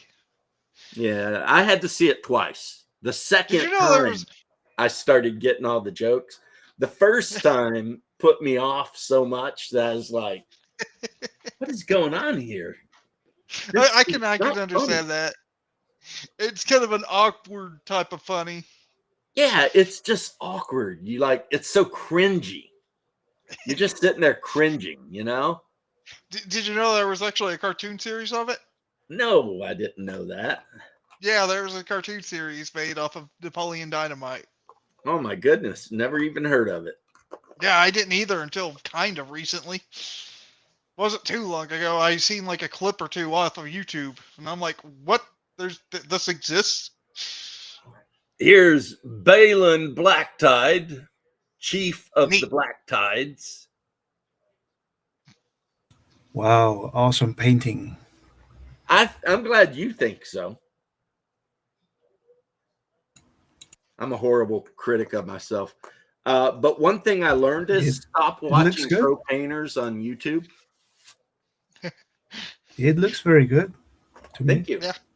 Because like if you watch people like Miniac and Squidward and all these guys that win Golden Demon Awards, and then like you base what you should be able to do on the shit they do, you will be very unhappy with your entire life. Yep. Because you'll be like, why can't I do what they did? That's And what it'll I be- was like with my brother. Right. His drawings were way better than I could ever do. So I just stopped watching anything like that and just started doing my own painting. And however I wanted, whichever way, whatever. Not Like kidding. every now and then I might watch some guys do a battle report or like do an army display where they kind of show off their army, and I'm like, that's a good idea. But yeah, basically I guess what I'm saying is that you just have to learn to not judge yourself by what other people do. Yeah.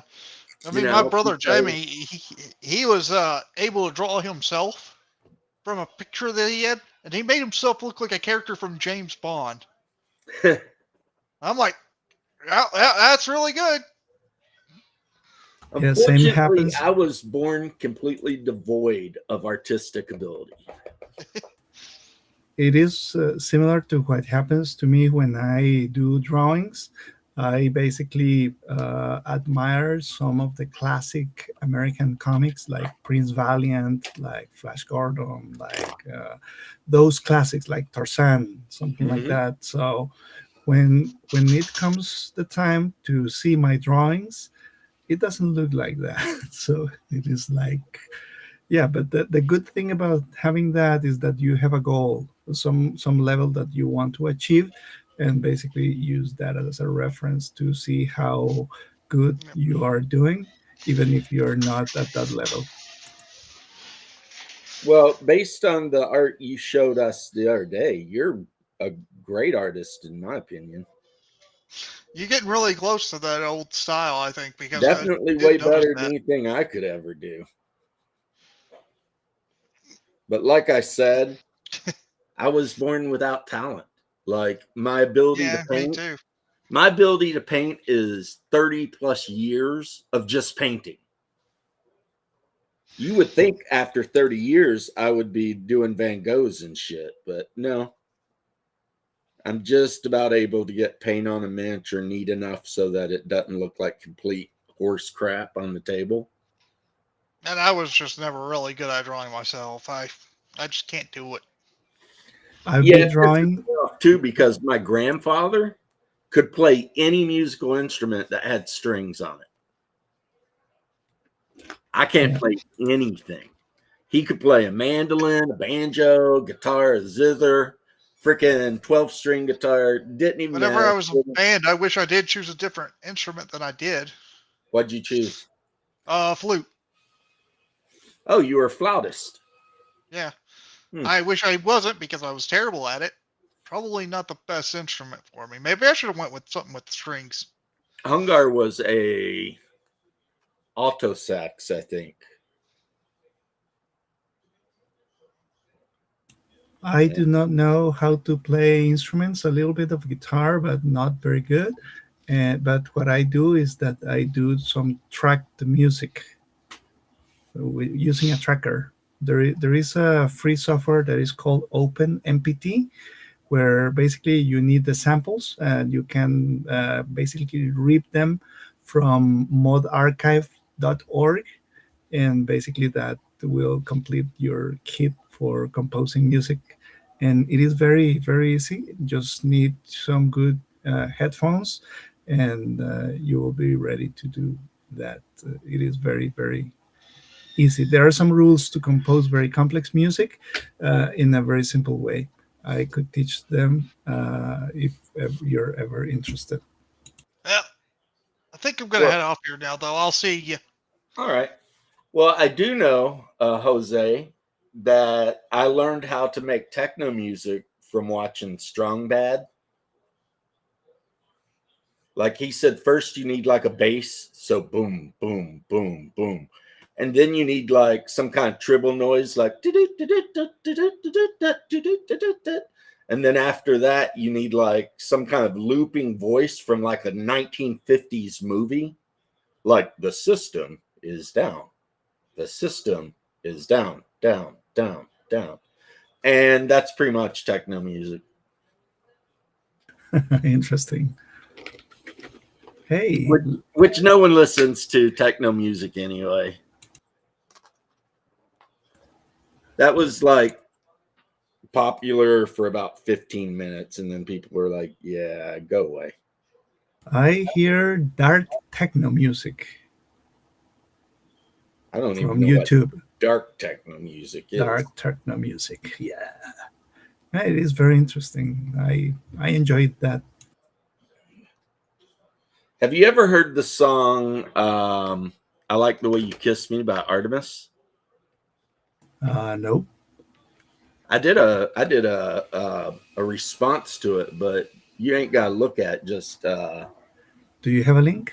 You can post it in the private type chat. in just next time you're looking for music on YouTube, type in I Like the Way You Kiss Me and see how you feel about that. Me personally, I like it a lot, but that's kind of my stuff. It sounds almost gothy, but not, but kind of got that club thing going on. It reminds me of the 90s. From Artemis? Yeah, Artemis. Okay. Well, I have it here. If I start playing it, my computer is going to be freezing because in 2016 it was a typewriter already. Okay. That's okay. Like later on, you can check it out and see how you feel about it. My wife hates it, but I think mainly she hates the video. Because in the video, it's like a bunch of people partying in an apartment and they're doing like all the worst stuff. And my wife is very, very, very like proper. And I was like, yeah, that was me in the 90s. You know what I mean? She's like, it's disgusting. You make remix of old DOS music? Oh, that's cool. Oh, I see that. Yeah. Okay, so you have it there so you can listen after this streaming. My favorite DOS music soundtrack of all time is the original Zelda. The overworld theme from the gold cartridge. Yeah, those remixes are from music from Star Control 2 from DOS. It was a sci-fi game from 1992. And basically, well, it had 1992 sounds. But I tried to give it an orchestral sound, used that software that I mentioned before, and I had the samples that I lost when I lost my computer in 2010. But well, the MP3 survived. There's something. Oh, my wife is trying out. I bought her a handheld vacuum for Christmas, and I can hear her in there trying it out. I bought her a bunch of toys too, so like board games and stuff. So she actually, one of the board games she asked for, we were looking at, and it looks really good. It's Robinson Crusoe. So like all the characters start out on a hex on an abandoned island. And you have to like explore the island and gather things and try to make tools and not get ate by pirates or whatever. Yeah, this is one of the, let me move this. This is a Harlow Reaper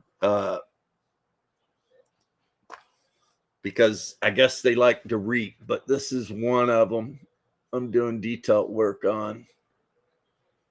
Like basically on the back of the cloak, it looks like he's got like a leather piece over his cloak.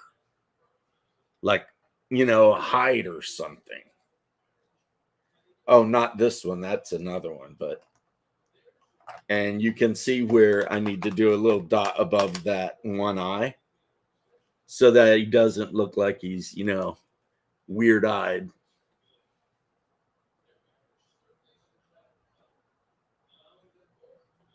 There we go. That's better. There's a meme, and it had like the girl from Titanic, and she's like, paint me like one of your miniatures. And then the next scene, it showed her, but her eyes were all effed up.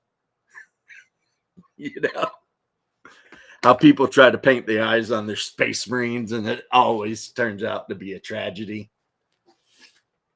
Like, you're better off not trying. Some people, though, they can do it. I've tried it, and I've found that it's not worth the effort. It's like the payoff is not worth the effort you're going to spend trying to get it done, Or to quote another saying, the juice isn't worth the squeeze. But if you shade it right, it'll give the appearance on the tabletop that they have eyes. But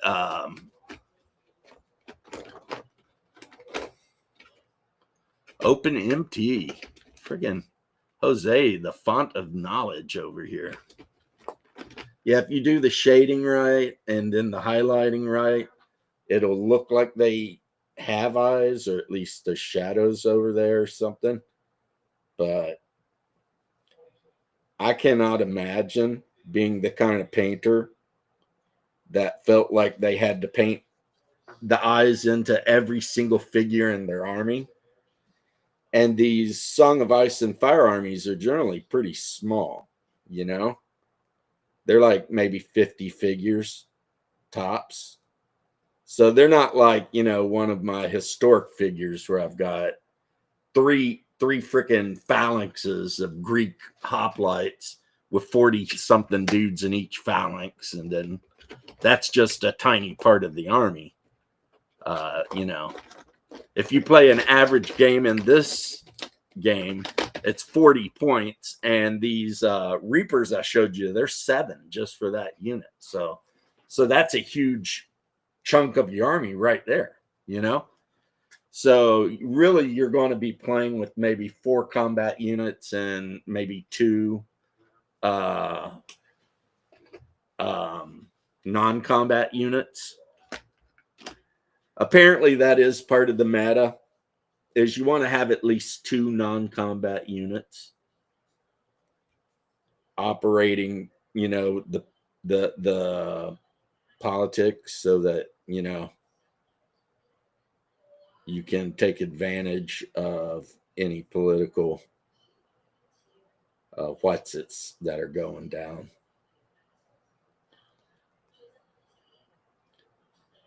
Like the most vicious non-political one, I think, is Lannisters. Cersei has an ability. I think I might have told you guys about this, but Cersei has an ability where if you put her on the coin purse, she can pick one of her enemy's units, and they have to make a panic test. And if they fail, they lose a figure from the unit for each point they failed the panic test by. And that represents the fact that Lannister Gold has paid them to desert. You know what I mean? Because Lannisters are rich, and they can pay your douchebags to just go ahead and leave, right? And there's a lot of little things like that your non-combat units can do. I mean, just putting them on the coins allows a thing to happen, but a lot of non-combat units, they have special abilities that they do when you put them on a certain spot. And the Lannisters are really good at screwing you over from the political point of view. This army, the Greyjoys, they say if you've ever played any other fantasy army from a game, these are basically your undead, because the way they work is you can kill them, but a lot of times they'll just come back.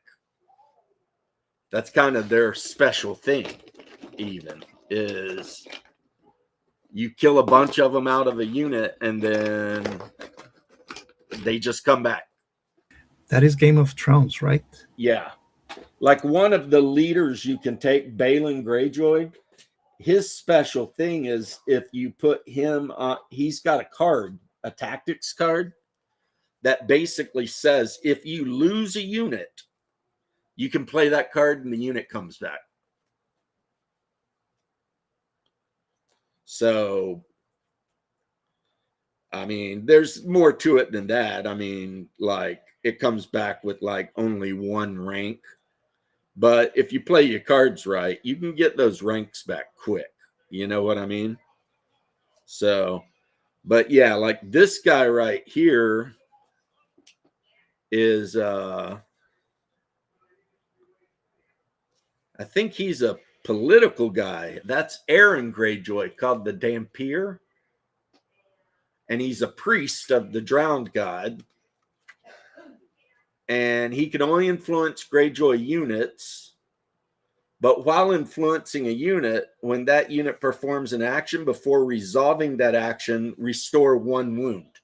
So if your unit is missing a man, put a man back. And when it destroys an enemy with a melee attack, restore 1 wound for each of its destroyed ranks. So basically, if you've got Aaron Greyjoy on the table doing political shit, then your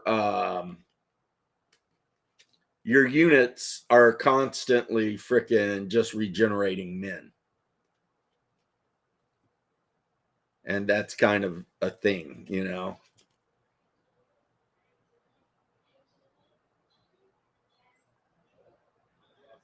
Yeah, right here is Balon Greyjoy.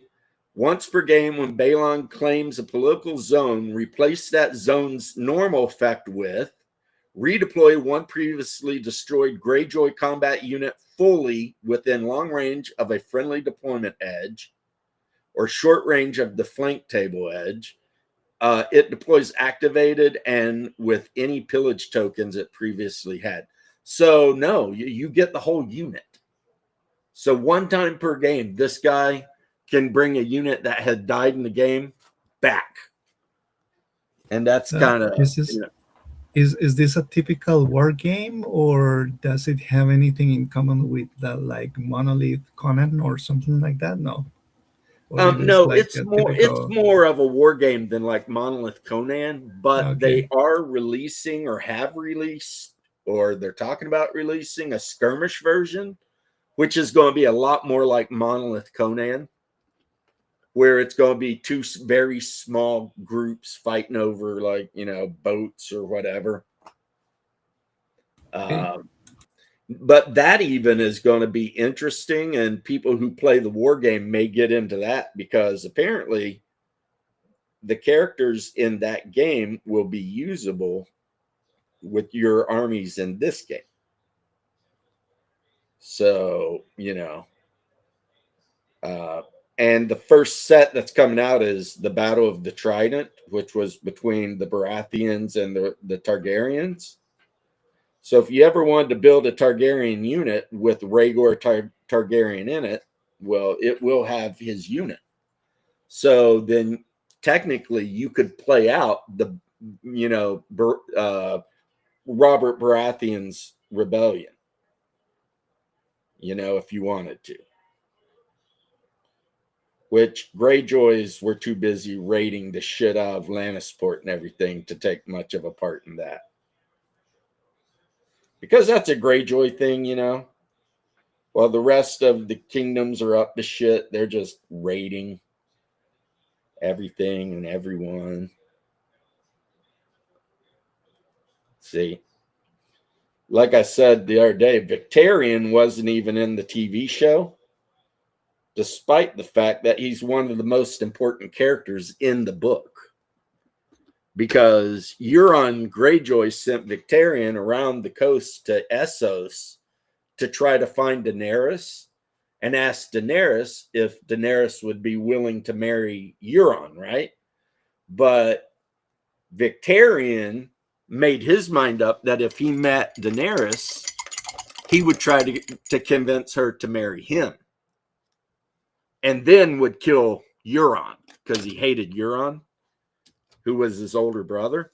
But then he found out that Daenerys had married Khal Drogo, but Victarion was all like, hey, you know, she won't be the first woman I've made a widow out of. And then you never hear from him for the, you know, whatever. But I mean, to be perfectly brutally frank, though, just based on everything, Victarion Greyjoy would have destroyed Khal Drogo. Not only would he have killed Khal Drogo, he killed Khal Drogo's honor guard and Khal Drogo. Because Khal Drogo and the rest of his douchebags didn't wear armor. But Victarion was the only Greyjoy who was known to always wear plate mail. As a matter of fact, he wore 3 layers of armor. He wore boiled leather, under chain mail, under plate. And the rest of the Greyjoys thought he was crazy because if he fell off a ship, he'd be, you know, right to the bottom of the ocean, right? But that's just how that man rolled. So some buck naked, what are they called? Dothraki ran up and hit that dude. He just laughed at him and put his axe through his freaking forehead. Just like in the show when they showed the one Dothraki fighting Ser Jorah Mormont. And they fight and fight and fight. And eventually the Dothraki swings and hits Jorah's plate mail on his side. And the knight just grabs the sword and cuts the dude's throat. Because, you know, when somebody's wearing plate and chain and you've just got a sickle bronze sword, that's not going to be a fair fight ever. Sounds like a soap opera for nerds. It was 100%. But what I am doing is I am painting up little figures for nerds. So like this is my House Harlow regimen. I mean, I got to do the bases yet. But yeah, pretty much. I would agree with you. It was soap opera for nerds. And also it got a little bit too testy for me there towards the end. A little bit too much porn, I guess, for me. I mean, you know, so I was all like, I'm done with this. But I do have to admit, R.R. Martin, when he started, like that first couple books he wrote were actually pretty good. Back when he was passionate about the story he was trying to tell. But then at some point, the passion just went away and he just kind of, what do you think the odds China invades Taiwan this year? Oh my God. I don't even, you know what? Some things are affected simply by observing them. So I'm not even going to observe them. But like this guy right here, this is one of the biggest bad guys of the whole setting. And he's almost done. I just got to do the leather and like, you know, the cross guard and whatever and get that shield done. But that is Sir Gregor Clegane, also known as the Mountain That Rides. Like in the book, he was 8 feet tall almost, weighed like 400 pounds,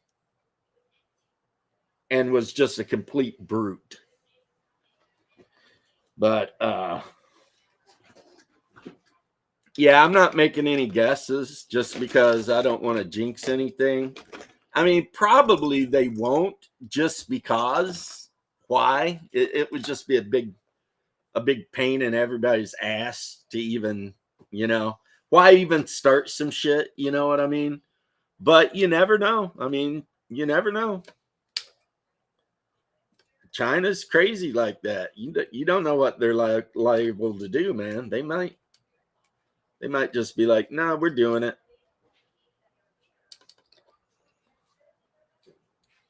They'll be like Bugs Bunny. They'll be like, "If I do this, I get a whipping." I do it.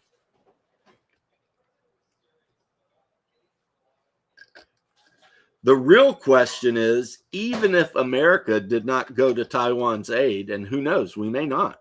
I mean, shit keeps changing, right? Taiwan might be able to hold the Chinese off from conquering Taiwan, just because, I don't know if you've ever been to Taiwan or not, but that whole island is a fortress. Like, the whole island is nothing but freaking bunkers and just gun emplacements and all that shit. That is Taiwan. So, I mean, and they've got their own not little. I don't even know how big the Taiwanese army is, but it's probably pretty big. And so, I mean, we might not even have to get involved. Taiwan might be able to freaking smack them in the face just because Taiwan, I had an uncle who lived in Taiwan, and my dad visited, and that's what he pointed out. He's like, Taiwan is like almost like a military dictatorship. Like, the army is very powerful there. And everywhere you go in Taiwan, there's just gun emplacements and pill boxes and, everything. It's like those dudes are waiting for it. You know what I mean? Yeah. Like, Taiwan is super freaking, yeah, but that uncle who can't ever move back to America, he moved to Mexico. So now he lives in Saltillo, Mexico. And he rents out warehouses to the Ford Motor Company. But now my pops, he didn't really like Taiwan that much. He wasn't a huge fan, but he did tell me like what it was like being there. Like, they definitely got a siege mentality going on there. You know what I mean? Of course, there are some people in Taiwan who just want to join China, which that might surprise some people to hear, but there is people in Taiwan who are like, hey, we should just go ahead and join China, but I don't know. The country that I think would be the first to jump into a war with China if they start effing around with Taiwan, though, believe it or not, Japan. The Japanese have got a freaking axe to grind. Yeah, Taiwan, it's like, if they mobilize everybody, it's freaking crazy. But the Japanese have already said if the Chinese go effing around near Taiwan, they're getting involved. And Japan has recently started rearming all their bullshit and making new freaking Navy boats. And I mean, and we all know this is like going to be like a, what do you call it? I know it's a stereotype, but if there's one thing the Japanese are good at, it's beating the shit out of the Chinese. It's like they've made a whole history out of that. It's like, so if I was China, I don't think I'd want Japan getting anywhere near me. In the meantime, Costa Rica has no army. And don't need one because nobody dislikes you. Nobody's out to get you. You guys can you're made in the shade, man.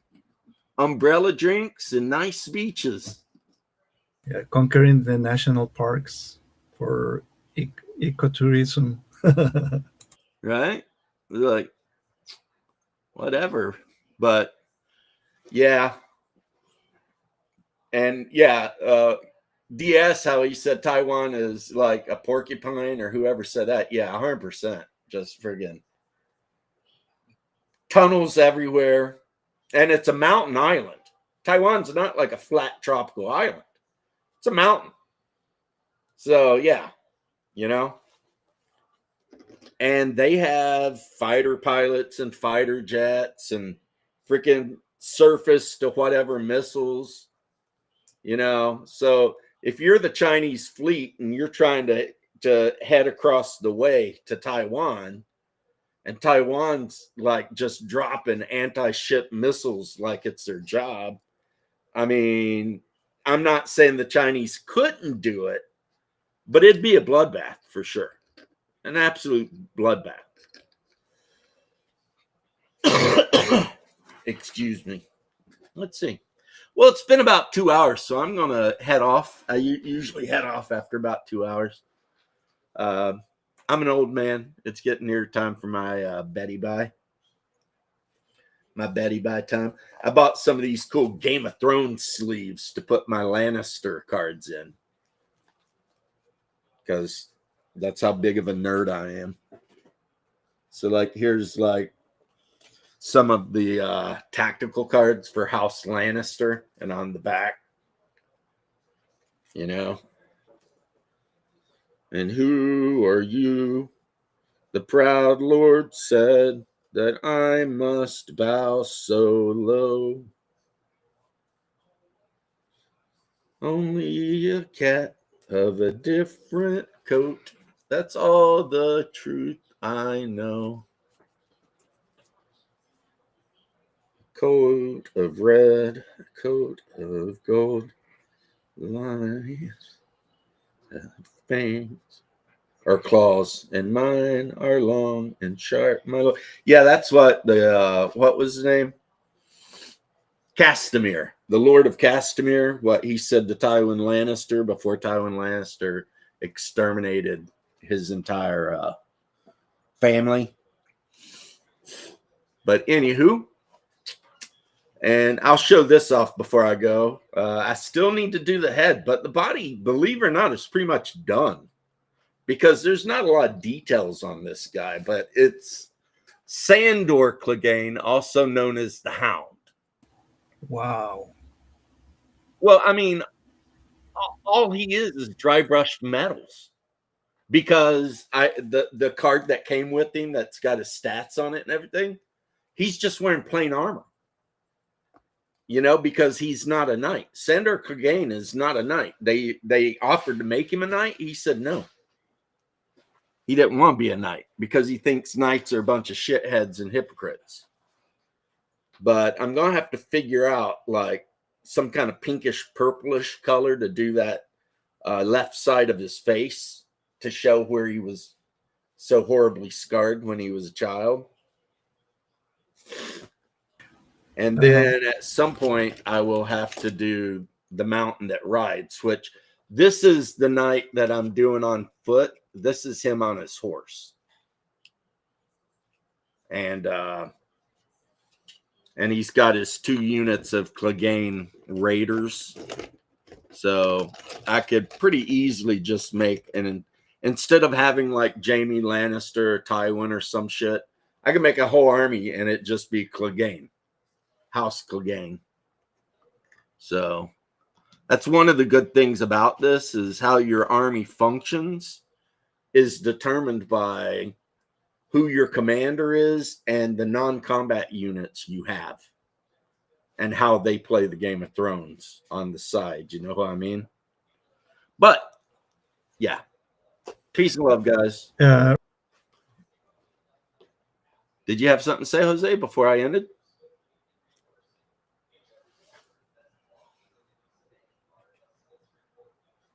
No? Okay.